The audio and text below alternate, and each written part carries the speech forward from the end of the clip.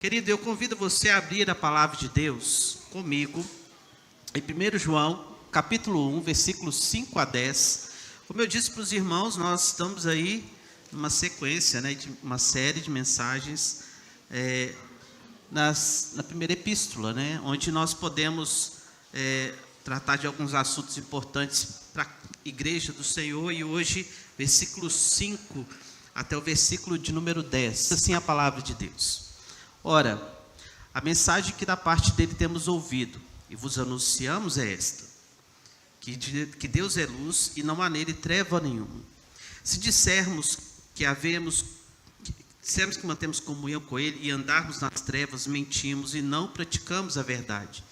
Se porém andarmos na luz, como ele está na luz, mantemos comunhão uns com os outros, e o sangue de Jesus, seu Filho, nos purifica de todo o pecado. Se dissermos que não temos pecado nenhum, a nós mesmos nos enganamos, e a verdade não está em nós. Se confessarmos os nossos pecados, ele é fiel e justo para nos perdoar os pecados e nos purificar de toda injustiça. Se dissermos que não temos cometido pecado, fazemo-lo mentiroso, e a sua palavra não está em nós. Meus irmãos, exatamente no dia 6 de janeiro de 2011, eu e a minha esposa chegávamos num lugar chamado Pirapitinga para começar uma etapa do nosso ministério. Na verdade, o nosso primeiro campo era licenciado, e ali em Caputira nós começamos. Irmãos, e nós chegamos em Caputira para ser auxiliado do pastor Paulo César Furtado, um pastor muito conhecido na nossa região, e a qual nós devemos muito, pelo que ele fez por nós. Mas chegamos ali, irmãos, e nós tivemos que enfrentar uma dificuldade, porque nós morávamos em Pirapitinga, ficava 6 quilômetros de Caputira, e também estávamos auxiliando uma igreja que ficava 6 quilômetros antes de Caputira, que era Filadélfia. E aí nós percebemos uma dificuldade, nós não tínhamos condução nenhuma, e aí conversamos, falamos: nós precisamos adquirir uma forma de andar lá. Como é que a gente fica isolado 6 quilômetros, não tem ônibus? Nós precisamos de uma condução, era estrada de chão. E aí resolvemos comprar uma moto, Aí os irmãos aí que gostam de moto, comprei uma moto zerinha 2011, uma Titan. Fui todo alegre lá para Caputira, Dia 6 cheguei na igreja Filadélfia, era um dia de quinta-feira, um estudo bíblico. Chegamos eu e a Poliana. Participamos do estudo, o pastor nos apresentou para a igreja ainda não conhecia, a nós, e chegamos lá, participamos do estudo bíblico, ele nos apresentou, e ali saímos, fomos embora. Aí o pastor Paulo na porta ainda virou para mim e falou o seguinte: aqui, dorme lá em casa hoje? Já está tarde, e já tinha ficado até um pouco mais tarde lá na porta da igreja, conversando com os irmãos. Eu falei assim: não, vamos embora. E a gente estava cansado, doido para ficar só, na nossa casa. E aí a nossa mudança já tinha ido, Só que aconteceu um problema. Nós fomos uma vez no Pirapitinga, de dia, e aí depois a nossa mudança foi, e simplesmente eu tive que ir à noite. E aí eu falei: não tem problema não, a gente vai. E saímos, a minha esposa falou assim: você sabe o caminho? Eu falei: sei o caminho. Irmãos, e na saída de Caputira, indo para Pirapitinga, tem 2 estradas. Uma vai para Matipó e uma vai para Pirapitinga. Em vez de eu pegar a direita, eu peguei a da esquerda. Matipó fica 36 quilômetros de lá, pela estrada de chão. E fui, irmãos, Eu comecei a perceber que a estrada está ficando estreita. A estrada de Pirapitinga não era estreita. Fui quieto, na minha, e a mulher falando assim: você tem certeza que aqui tem? Tem certeza, é por aqui que a gente vai. E fui andando. Aí daqui a pouco a estrada ficou mais estreita. Nós passamos perto de uma fazenda. Aí de repente saiu um monte de cachorro. Mas não era cachorrinho, irmãos. Eu só vi, de relance, eu vi 2 pastores alemães, mas tinha mais cachorro atrás da gente. E aí eu acelerei a moto. Estrada de chão. Tinha chovido há pouco. Não vi a poça d'água, a gente no chão. Aí, como bom marido, o Luiz vai me entender, Quem que eu socorri primeiro, Luiz? Eu correndo, levantei um breu escuro, né? A moto desligou, o céu estava nublado, não dava para ver nada. Peguei a moto, né? Mas, irmãos, não foi por causa da moto, era para poder achar a mulher. Como é que eu ia achar a mulher com a moto desligada, né? E aí depois peguei a mulher, levantei ela. E aí nós ficamos no dilema, vamos para frente, vamos para trás, o que a gente faz? Multa na moto rápido, os cachorros estão vindo, vamos, multa. E aí depois descobriu que a gente tinha que voltar, passar pelos cachorros de novo. Irmãos, nós chegamos em casa por volta de... Saímos lá da igreja por volta de 10h30, chegamos em casa por volta de 1h da manhã. Tivemos que voltar todo o trajeto e pegar o outro caminho para chegar no Pirapitinga. Irmãos, vida de pastor no interior não é fácil. Nesses cantos de roça, tem muita história de canto de roça. Aos poucos, irmãos, vão ouvindo. Mas, irmãos, o que essa história tem a ver com o nosso texto aqui hoje? O que tem a ver com a nossa vida? Que eu queria compartilhar com os irmãos. Irmãos, conforme nós falamos domingo passado, e lembrando que é uma sequência, e dizendo para a igreja, reafirmando de novo, o pastor prega sequência, principalmente livros, né, como a gente está fazendo aqui, né? Então, aqui nós observamos que, domingo passado, que João estava escrevendo a igreja por causa de uma dificuldade doutrinária que estava surgindo dentro da igreja, que era o gnosticismo, que trazia principalmente a ideia de seguinte, que o espírito é bom, mas a carne é má. E se a carne é má, o pecado é liberado. Olha a dificuldade que João está enfrentando, escrevendo a igreja do Senhor, né? Então, irmãos, estava sendo incutido na cabeça da igreja que o seguinte, olha, pode pecar à vontade, agora a sua alma você precisa manter ela intacta. Então, irmãos, diante dessa situação, a espiritualidade da igreja estava sendo afetada, porque nós sabemos muito bem que o pecado está ali presente também no corpo, a palavra de Deus deixa isso bem claro, e o risco que a igreja corria, era que enquanto ela abraçava mais essa heresia, ela fazia como eu e minha esposa, quando pegamos o caminho contrário, o caminho errado. A cada vez mais que nós entrávamos naquela estrada, nós nos afastávamos do nosso objetivo, e aqui também, irmãos, cada vez mais que a igreja abraçava essa heresia, ainda mais ela se afastava de Deus, embora ela achasse que estava se aproximando de Deus. Esse é o problema, essa é a dificuldade. A dificuldade, irmãos, é que muitas vezes nós abraçamos coisas que nós não temos certeza, né? E e às vezes por cabeça dura que somos, né, amor? Vamos, não, eu sei o caminho. E muitas pessoas também pensam que sabem o caminho. E nós vivemos esse tempo, irmãos, o gnosticismo não é coisa lá do passado simplesmente não, mas ele é muito presente hoje, onde as pessoas acham que algumas situações de pecado, aquela pessoa tem um esclarecimento melhor e maior do que os outros, entende algo mais diferente do que a maioria. Eu sou mais esclarecido. Eu sou mais espiritual, eu sei mais e entendo muito mais do que o outro irmão. Isso não é novo, isso não é velho, isso sempre aconteceu. A gente vê, por exemplo, na própria igreja de Corinto, quando Paulo escreve a Corinto, ele fala, vocês que acham que são mais espirituais que os outros. Havia um grupo que achava que entendia mais, que entendia muito mais do que os outros. Paulo nos adverte que esse não é o princípio do Evangelho.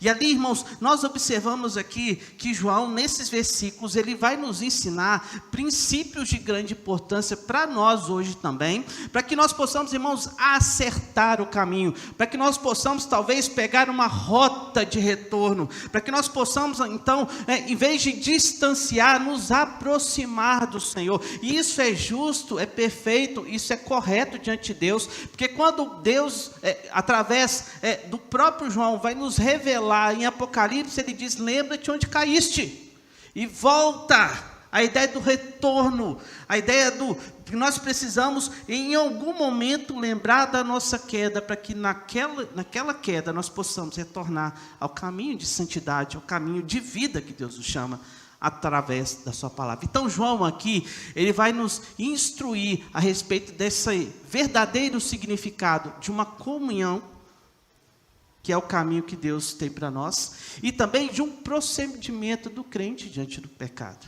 que ele é real, ele é verdade, ele existe. Então, primeiramente eu queria conversar com os irmãos sobre a verdade, a verdadeira comunhão. Onde que nós encontramos isso no versículos 5 e 7, para que nós possamos compreender. E aí sim, agora eu queria que você estivesse lendo comigo, relendo o texto, versículos 5 a 7, para que nós possamos ter fresco em nossa mente. Leamos. Ora, a mensagem que da parte dele temos ouvido e vos anunciamos é esta, que Deus é luz e não há nele treva nenhum. Se dissermos que mantemos comunhão com ele e andarmos nas trevas, mentimos e não praticamos a verdade. Se, porém, andarmos na luz, como ele está na luz, mantemos comunhão uns com os outros. E o sangue de Jesus, seu Filho, nos purifica de todo pecado. Irmãos, para falar sobre isso, João então inicia argumentando, deixando bem claro aqui no versículo 5 que nós lemos, irmãos, que simplesmente nós precisamos de uma certa importância abraçar a fé em Cristo, porque ali nós temos a verdadeira comunhão, não só com Deus, mas também com o próximo.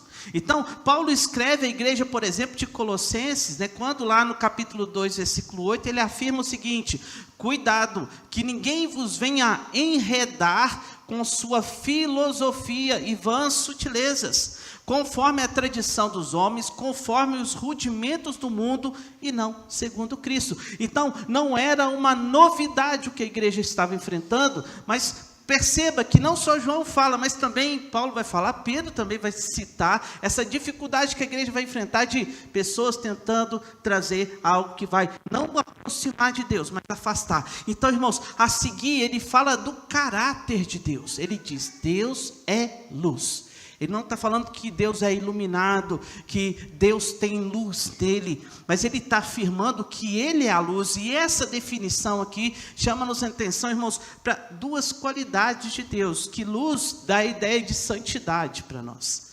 Deus é santo. Santidade é algo que faz parte, na verdade, nós podemos dizer que é o principal dos atributos do Senhor. Por quê? Porque Deus é santo em sua extremidade, tudo em Deus é santo, a sua justiça é santa, o seu amor é santo, tudo dele é santo. Então, o atributo maior do Senhor é a santidade, porque ele engloba todos os outros atributos, tudo que Deus é santo. Então, se nós queremos ter uma comunhão com o Senhor, manter uma comunhão genuína, nós também precisamos buscar a santidade. O autor Werner de Brauer, escrevendo sobre esse assunto, ele diz: assim como é impossível que na luz haja simultaneamente treva, assim a permanência em Jesus e estar abrigado em Deus é inconciliável com qualquer pecado. Então, olha o exemplo que ele chama a atenção. Nós temos aqui luz, não é possível no meio da luz haver trevas. A partir do momento que ligamos essas luzes aqui, a treva se acabou, a escuridão se foi, não há um convívio. Irmãos, também, ele destaca aqui um segundo momento, quando ele fala que a sua santidade torna também evidente os pecados. É verdade. Como nós enxergamos bem, como somos iluminados. Quando se ilumina, achamos, percebemos coisas. Então, Deus sendo luz, nos apresenta as nossas falhas. Por que muitas pessoas correm de Deus, irmãos, hoje? Por que muitas pessoas, às vezes, têm dificuldade de ouvir a palavra? Porque a palavra revela a verdadeira essência nossa. E ela não é boa, ela é pecaminosa. Mas é ali que nós encontramos a nós e encontramos o Senhor. Lembra de Isaías, no capítulo 6? Mais uma vez, como eu disse semana passada, quando ele contempla Deus na sua visão, ele fala: ai de mim, eu sou pecador. Eu sou pecador. Mas é o ai que salva ele. É o reconhecimento de quem ele é. É a perdição que ele se encontra naquele momento, quando ele vê o que é santo e reconhece o que é impuro nele. Ele ali alcança a situação de conseguir contemplar a verdade. Em João capítulo 8, versículo 12, ele diz: eu sou a luz do mundo. O próprio Cristo afirma que quem me segue não andará nas trevas, pelo contrário, terá a luz da vida. Então, irmãos, a luz ilumina, aquece, purifica, alastra, espalha, e ela traz o conhecimento, a verdade, e resplandece no meio das trevas, chamando as pessoas da ignorância para o conhecimento. Então, Primeiramente, irmãos, ele vai escrever: se quisermos manter comunhão com ele e andarmos nas trevas, mentimos e não praticamos a verdade. Versículo 6. Então, se eu digo que tenho comunhão com ele e vivo numa prática pecaminosa, eu não estou, na verdade, em comunhão com ele. Reverendo Hernandes Dias Lopes, falando sobre esse texto, ele diz que o cristão é um indivíduo que fez uma escolha, e viver de uma forma consciente com essa escolha. E ele afirma: falar uma coisa e fazer outra é uma contradição. Viver nas trevas e afirmar que tem comunhão com Deus é uma consumada mentira.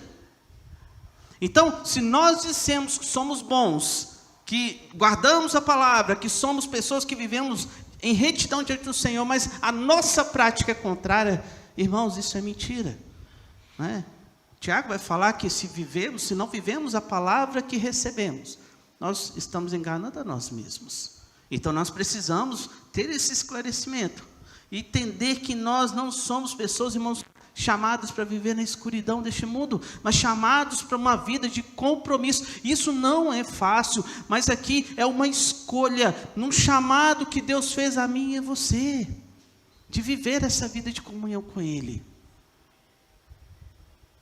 Irmãos, como é ruim, como por exemplo, né, e Deus usa muito essa figura, Ele vai usar lá em Efésios, relacionamento nosso com Deus, compara a igreja com a noiva, o relacionamento marido e mulher. Como é difícil quando a gente tem um casal, ou vê um lar, onde em vez de entender que eles são parceiros, eles se veem como inimigos, né? Infelizmente, irmãos, esse reflexo acontece também quando nós nos vemos como inimigos de Deus. Lembra que Oséias vai ilustrar bem isso? A nossa rebeldia, a nossa prostituição espiritual, como ele revela lá, que a esposa, que Deus manda ele casar, ele vai lá e volta, e busca ela volta para a prostituição, ele busca de novo. Irmãos, mostrando para a gente que nós não podemos viver dessa forma, mas precisamos buscar uma fidelidade com Deus. Meus irmãos, muitos acreditam que têm conhecimento especial no nosso tempo, que Deus, esse Deus de amor, que se não importa o que você pensa, se você ama, Deus não vai te castigar. É pregado um Deus falso hoje, irmãos. É pregado um Deus que não é o Deus das Escrituras, que afirma que você precisa viver uma vida de alegria plena neste mundo, e que se não for assim, se não for uma vida próspera, uma vida de alegria plena, você na verdade precisa conversar com esse Deus mais sério, e exigir dele que ele faça aquilo que você acredita que é a verdade, porque isso não é a verdade das Escrituras. Ele não nos chamou para vidas, né, de facilidade, mas nos chamou para uma vida de uma escolha que faz com que nós abramos mão dos nossos desejos para servir a Deus, porque Ele sabe o que é melhor para mim. Ele sabe o que é melhor para mim. Nós casamos, né, irmãos? Quem é casado aí, principalmente os homens, né? A gente faz tanto sacrifício por causa da esposa. Irmãos, eu vou falar sério com os irmãos. Não entendi a risada. Não entendi a risada. A gente faz tanto sacrifício por causa dos filhos, né? Não faz? Eu estava conversando com o senhor Elias. O senhor vai me defender, que não era isso que eu estava pensando, não. O senhor lembra que eu falei com o senhor lá que às vezes a gente faz um sacrifício. Eu adiei uma cirurgia de joelho por causa da família, lembra? Conversei com os irmãos. Irmãos, estou entendendo as coisas erradas, irmãos. Mas a gente faz sacrifícios com o marido. Jesus fez o maior do sacrifício por nós, para que nós tenhamos um bom relacionamento com Ele. Ele quer que você tenha esse bom relacionamento com Ele. Então, irmãos, Paulo, por exemplo, ele faz uma comparação, para a gente precisa ter sempre em mente, quando ele vai lá em 2 Coríntios, capítulo 6, versículo 14 a 16, ele vai comparar, que olha, que não dá para associar. Ele diz: não vos ponhais em jugo desigual com os incrédulos, porquanto, que sociedade pode haver entre a justiça e a iniquidade. Ele pergunta de novo, ou que comunhão entre a luz e as trevas, que harmonia entre Cristo e o maligno, ou que união do crente com o incrédulo, que ligação há entre o santuário e os ídolos?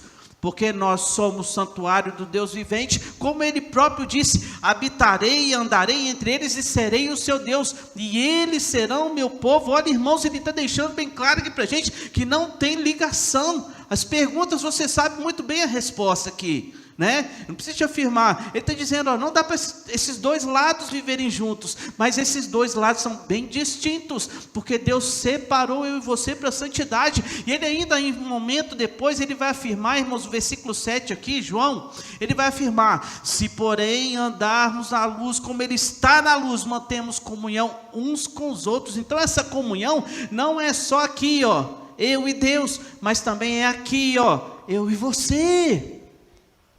Eu e você. Embora o mundo hoje tenha suas diversidades, se você quer servir a Deus, não pode haver diversidade, tem que haver unidade. Unidade. Deus nos chama a unidade. Ele quer que eu e você pensemos concordemente. Como ele vai alertar lá, Sinti que Evódia, pense concordemente. Olha, tenha o mesmo pensamento. É sempre essa situação que nós vamos enfrentar, irmãos. Para quê? Para que nós possamos seguir o mesmo caminho. A palavra de Deus vai falar que Jesus, em um certo momento, disse o seguinte: como andarão dois juntos se não tiver entre eles um entendimento, uma concordância? Então, se vamos servir a Deus, se resolvemos andar por esse caminho, se entendemos que esse caminho vai nos levar ao nosso objetivo, irmãos, então há também comunhão conosco, entre um e o outro. Então perceba que a verdadeira situação dessa comunhão não é só com Deus, mas também com meu irmão. Então o que esses versículos ensinam sobre comunhão, que a comunhão verdadeira somente é possível por meio de uma vida de santidade, porque aí nós entendemos e caminhamos juntos, aí nós compreendemos e vivemos a verdadeira e santa comunhão que Deus quer para nós. Então, irmãos, quais as implicações disso na nossa vida, que eu queria deixar para você aqui? Primeiramente, irmãos, não adianta nada movimentos para a unificação da igreja, se não houver verdadeiro arrependimento dos pecados, sem confissão e sem profissão de fé genuína no Deus Todo-Poderoso. Irmãos, quando nós olhamos para a história da igreja, e principalmente quando olhamos para o Antigo Testamento, vamos lembrar aqui que talvez esteja fresquinho um episódio aí, porque eu sei que os irmãos estudaram há pouco tempo o livro de Josué, né? Irmãos, lembra do que acontece com Josué em sua caminhada na conquista da batalha lá da terra prometida? Ele, com todo o povo animado, depois de uma bela vitória em Jericó, uma bela vitória, Deus ali foi o autor daquela vitória, e ali a ordem de Deus é clara e simples: olha, não toquem em nada, não salve ninguém, tudo aí precisa ser destruído.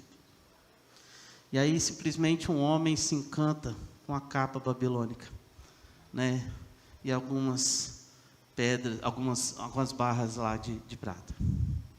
Que situação, irmãos, que situação. Saíram envergonhados depois de uma batalha.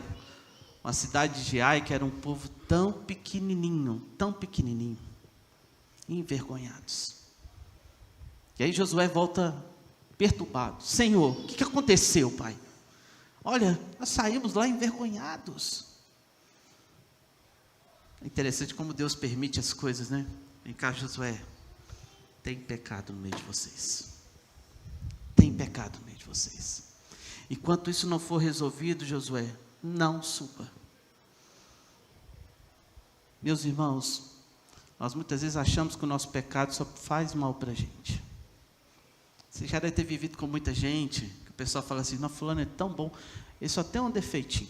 Esse defeitinho é o pecado, né? Mas o defeitinho dele só faz mal para ele. Não faz não, irmão. Não existe pecado que não faça mal para a coletividade. Não existe. Não existe, querido, pecado seu, individual, que não estraga a sua família.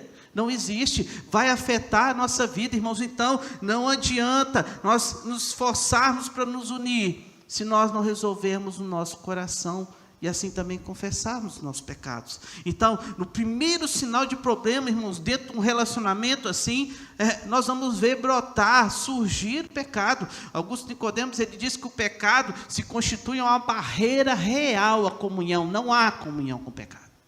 Mas também, eu afirmo para os irmãos nesse primeiro momento que, conforme já foi dito, de nada adianta trabalhar para unir os irmãos se isso não for feito a partir da fidelidade e obediência ao Evangelho. Nós somos chamados, irmãos, lembrando que a igreja de Atos vivia, lá no capítulo 2, versículo 42, baseados na doutrina de quem? Dos apóstolos. Havia um pilar claro, os apóstolos nos ensinam aquilo que eles aprenderam com Cristo Jesus. Eles conheceram, eles viveram, eles andaram. O que João está fazendo aqui nada mais é, irmãos, do que revelar a verdade que ele recebeu do próprio Cristo. Se os irmãos perceberam, o versículo 5, a primeira coisa que ele fala é: ora, a mensagem que da parte dele, quem que é ele? Dele temos ouvido. Ele está falando de Jesus, aquilo que eu ouvi dele, aquilo que ele me passou, aquilo que eu presenciei, aquilo que eu transmito para vocês. Ele está falando do Salvador. Ele não está inventando, querido, mas ele andou, ele viveu, ele ouviu, ele presenciou. Então ele sabe do que diz. E segundo momento, irmãos, eu queria deixar para você, além dessa verdadeira comunhão, nós também observamos esse texto, versículo 8 a 10, que o procedimento do crente diante do pecado, ele é um procedimento diferente do mundo. Olha o versículo 8 a 10. Vamos ler juntos também? Leia comigo. Que não temos pecado nenhum, a nós mesmos nos enganamos e a verdade não está em nós. Se confessarmos os nossos pecados, Ele é fiel e justo para nos perdoar os pecados e nos purificar de toda injustiça. Se dissermos que não temos cometido pecado, fazemo-lo mentiroso e a sua palavra não está em nós. João, irmãos, então nos mostra qual deve ser o procedimento do crente diante do pecado. Então, se é um problema, se atrapalha essa comunhão com Deus, se atrapalha essa comunhão com o próximo, qual é o nosso procedimento?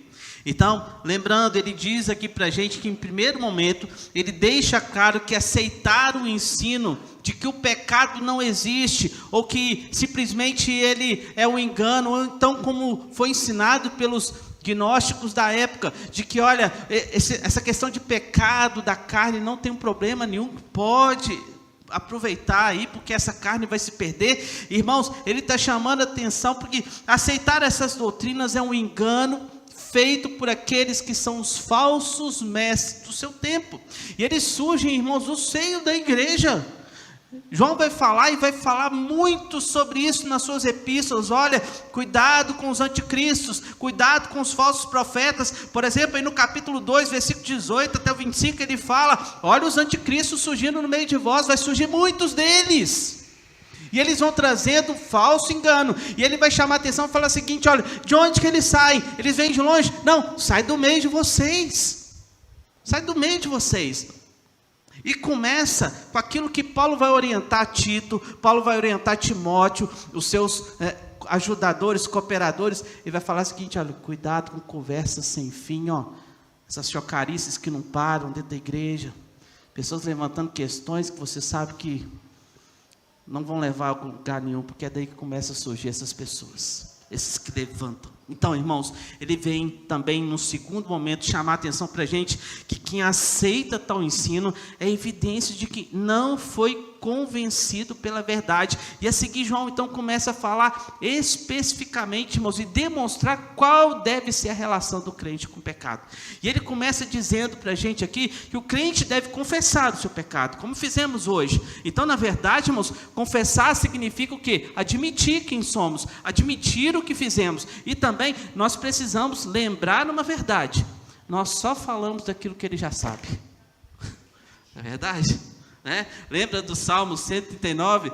Compartilhei lá com Douglas ontem na casa, né, Rose? Lembra do Salmo 139? Um dos meus preferidos, amo, né? Ele fala assim: olha, para onde eu vou me ausentar do Senhor? Se eu subo ao céu, lá estás. Se eu vou ao mais profundo abismo, lá estás. Olha, se eu pudesse me esconder no lugar mais escuro, lá estás também. Aonde eu for, o Deus que vê tudo. Ele fala aqui: olha, a palavra ainda não me chegou à língua, e tu sabes. Mas Ele quer que você se quebrante e reconheça quem é. Deus é fiel e justo para nos perdoar e nos purificar de toda injustiça. Perdoar significa que Deus manda para longe os nossos pecados, de forma que eles já não mais existem. Miqueias capítulo 7, versículo 19, ele diz: tomará a ter compaixão de nós, pisará aos pés as nossas iniquidades e lavará todos os nossos pecados nas profundezas do mar. Ou seja, acabam. Então purifica a todos nós de toda injustiça, significa que Ele remove as manchas. Acabou. É nós que pomos, irmãos, rótulos e manchas nas pessoas. Já parou para perceber? É nós. Às vezes nós recebemos uma pessoa, ou infelizmente, a Bíblia diz que isso vai acontecer, mas acontece no nosso meio, às vezes, irmãos, alguém cai em pecado, e a gente rotula as pessoas. O fulano lá. Quem que é aquele lá? Aquele é o fulano. 10 anos depois você está assim: fulano, coitado, aconteceu isso com ele, e fez isso de errado. Você vê, a gente rotula as pessoas, irmãos. Nós precisamos parar com isso, irmãos. Que crente que você é que não crê que Deus tocou no coração dele, acabou, limpou, simplesmente apagou aquela marca na sua vida? Mas você está marcando o irmão, você está marcando a pessoa. Vamos colaborar com esses irmãos, né? Irmãos, e vem cá, algumas dificuldades, alguns pecados da nossa vida, eles por si só, um crente verdadeiro, já é uma dor terrível, já é um sofrimento, por si só já é um sofrimento, não é verdade?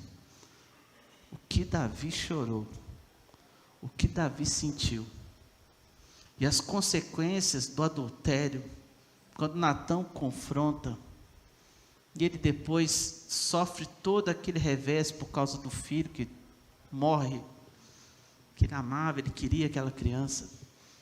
Meus irmãos, quem somos nós para jogar pedra em pessoas que já estão destruídas? Nós estamos aqui para dar as mãos, nós estamos aqui para ajudar o outro.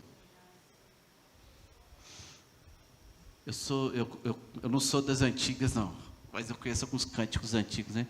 Tinha um antigo que falava assim, como é que é? Pela mão, se cair, não ficará prostrado, porque o Senhor me segura pela mão, o Senhor me segura pela mão. E quem é a mão de Deus que vai ajudar a levantar esses irmãos? Irmãos, já parou para pensar o que seria de Paulo, um assassino, perseguidor de cristãos, um homem que agrediu a igreja? Que seria de Paulo, se Deus não tivesse colocado e chamado um homem como Barnabé para tratar do coração dele, para cuidar dele, para chegar para Paulo e falar assim: vem cá, Paulo, o povo não acredita em você, mas eu acredito, porque Deus falou que é verdade a sua conversão, a sua mudança é real. Irmãos, o que seria de João Marcos? Barnabé, irmãos, eu acho um dos personagens mais impressionantes que nós vamos encontrar em Atos é Barnabé. O que seria de João Marcos, né?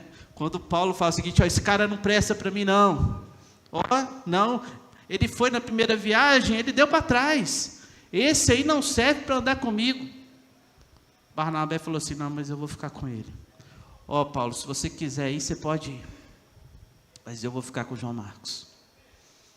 Barnabé, irmãos, é o irmão das segundas oportunidades. É o irmão que não vira as costas por pior que você possa ter passado. Nós devíamos ser Barnabés um para o outro, não Paulo. Paulo estava errado ali, na sua soberba de santidade. O irmão não serve. Quem somos nós para achar que alguém não serve, irmãos? Quem somos nós? Então, irmãos, Qual é o significado desse ensino para nós? Queria deixar para os irmãos aqui rapidamente.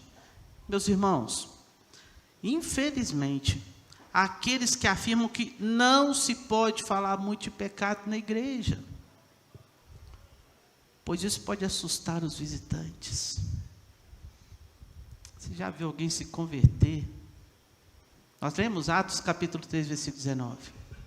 Depois de um belo discurso, anunciando Jesus, aquelas pessoas ouviram da maldade que eles fizeram com Cristo. E naquele momento, irmãos, quando eles ficaram interessados em saber dessa vida eterna, saber desse Jesus, conhecer como adquirir essa salvação, o que Pedro fala para eles? Os confronta e diz o seguinte: olha, quer andar para esse caminho? O que eu faço? Eu vou te dizer o que você faz. Confesse os seus pecados e mude. Confesse os seus pecados e mude. Reconheça quem você é. Reconheça que você precisa de Deus. Irmãos, você só vai no médico o dia que você acha que está doente. A gente não tem médico aqui, a gente só tem dentista, né? É Lucas. Dentista tem muito, né? Tem 4 dentistas.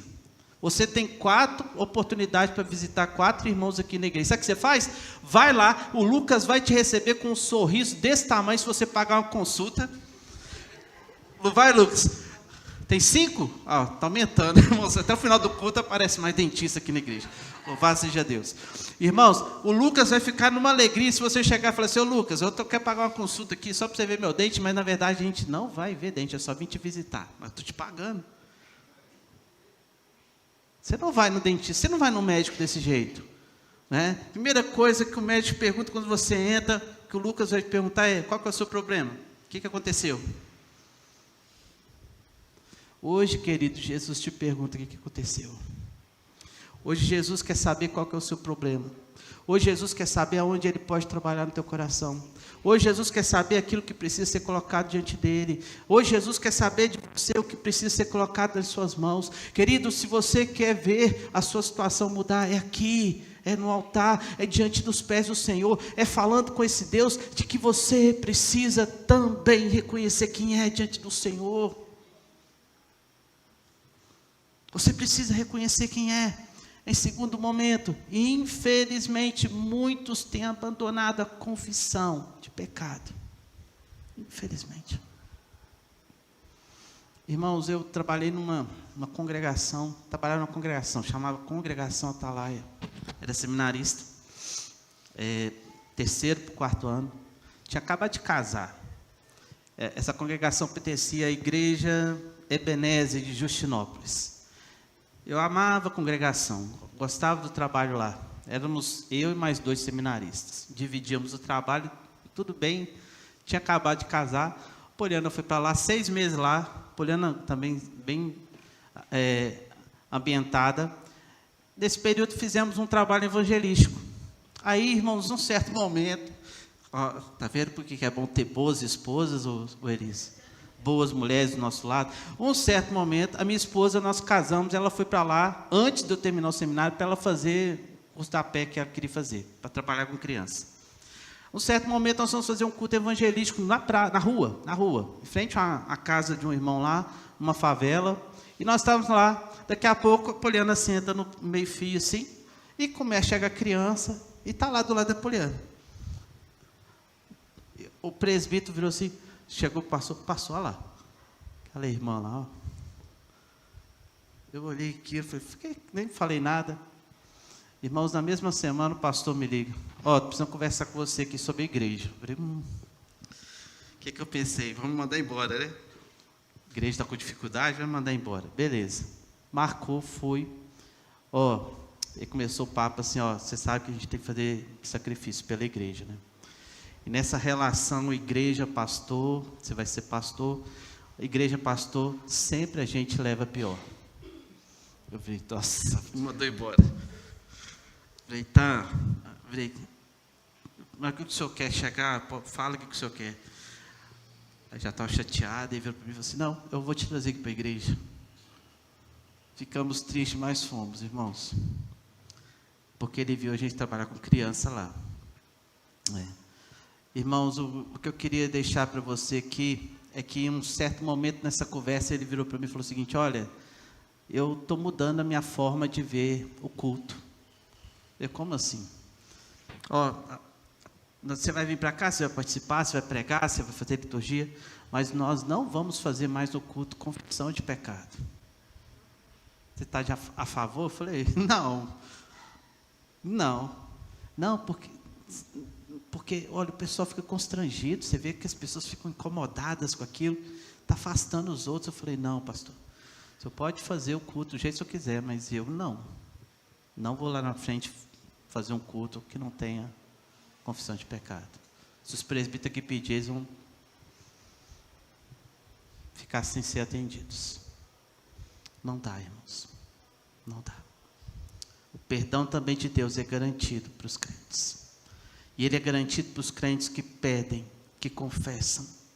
Meus irmãos, e por último eu queria dizer para você que a promessa do perdão não deve ser desculpa para pecar. Irmãos, ele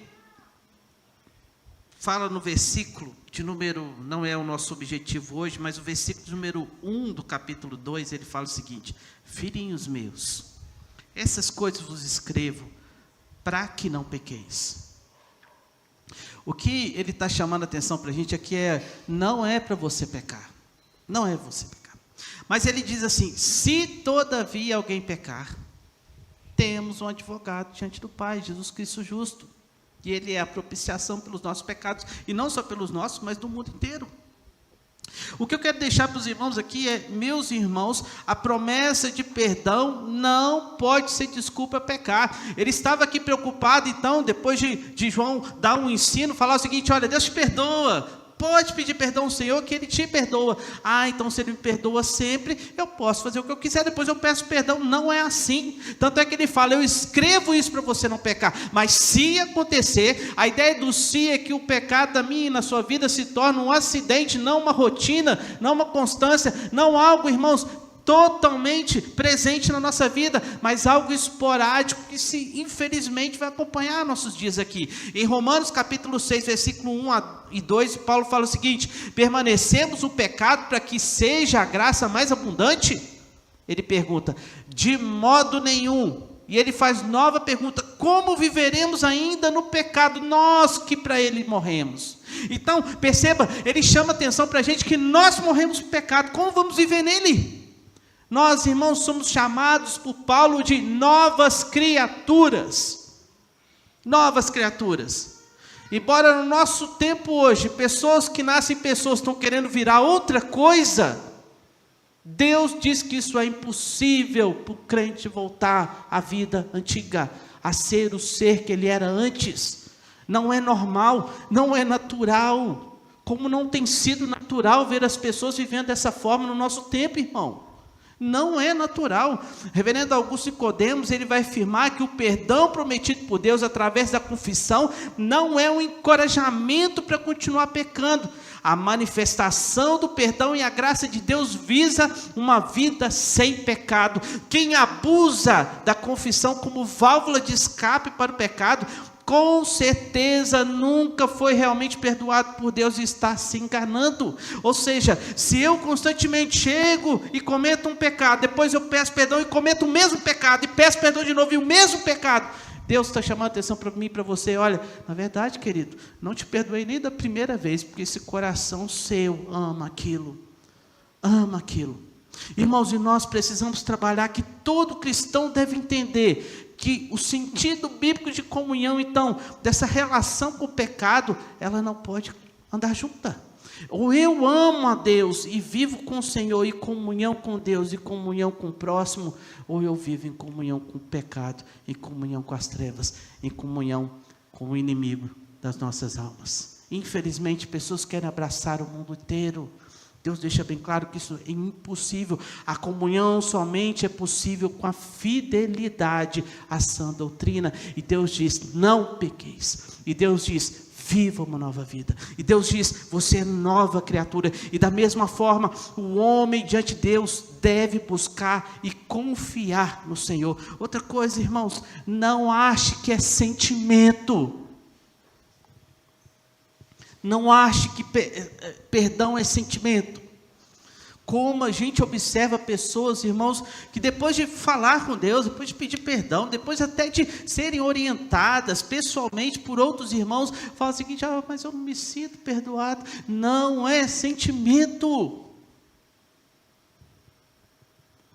Jeremias 17:9 vai afirmar para a gente que o coração é o quê? Enganoso. Ele diz: desesperadamente corrupto, quem o conhecerá? O coração te engana. É de lá que vêm os seus sentimentos. Eu creio. Toda vez, querido, que você curvar sua cabeça em confissão ao Senhor, creia. Nosso culto é racional, não é emocional, como Paulo vai falar em Coríntios capítulo 12. Muitas vezes eu vou sentir emoção no culto. A emoção não está desvinculada da fé, não. Mas muitas vezes, irmãos, nós somos ameaçados, nós somos pressionados pelo mundo, pelo inimigo, a sentir o peso, querendo jogar sobre nós algo que Deus já perdoou, o nosso pecado, irmãos. Eu queria que nesse momento você refletisse sobre a sua vida. Eu queria que você nesse momento curvasse a sua cabeça e falasse com Deus. Deus te chama para uma vida plena de comunhão com o Senhor. E essa comunhão não pode ser comunhão com as trevas, não pode ser comunhão com o pecado, não pode ser comunhão com o erro. Deus hoje te chama a uma reflexão de como anda a tua vida, querido. Mas saiba que Ele te chama não para te julgar, mas para te salvar, para te perdoar. Confesse a Deus seu pecado nesse momento. Se tem alguma coisa que passou, esse é o momento. Se você precisa entregar sua vida ao Senhor, hoje, esse é o momento. Pare com Deus.